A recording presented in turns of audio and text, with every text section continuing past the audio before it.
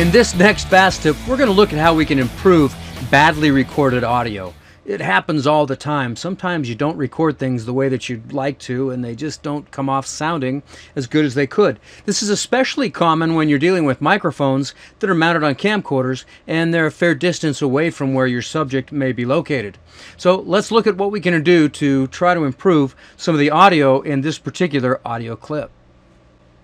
Now, this was recorded where the subject is approximately 30 feet away from the camera, so there's quite a distance.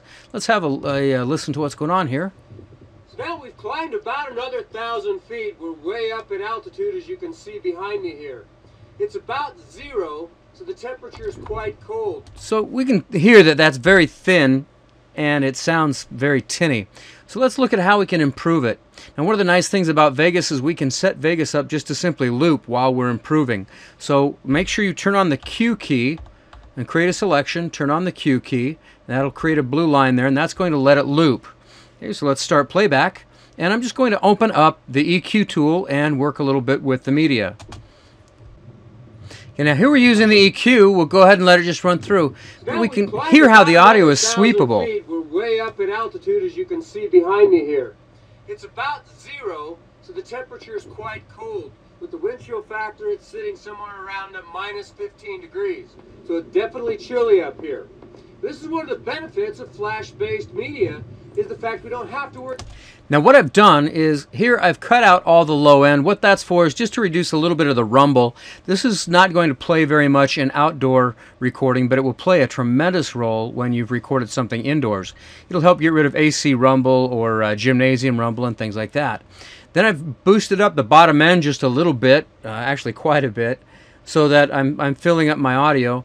And in the bottom end is giving a little bit more presence to the bottom end of my voice, or some thickness to the bottom end of my voice, somewhat like the loudness control on your stereo. Then I've come up here and I've added a little bit more presence in the top end, just right in the range of around 2K or somewhere in that neighborhood. We'll play it one more time and I'll sweep that and you can hear what's going on. Now, one thing to be real cautious of when you're adding this kind of volume is to be sure you're looking at your mixer. So let's play this through.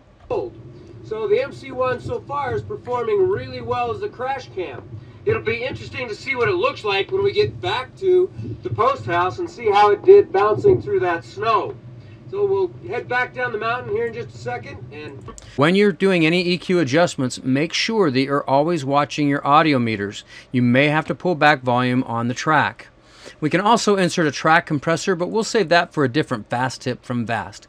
So get familiar with the EQ. Don't be afraid to put your audio in a looping mode.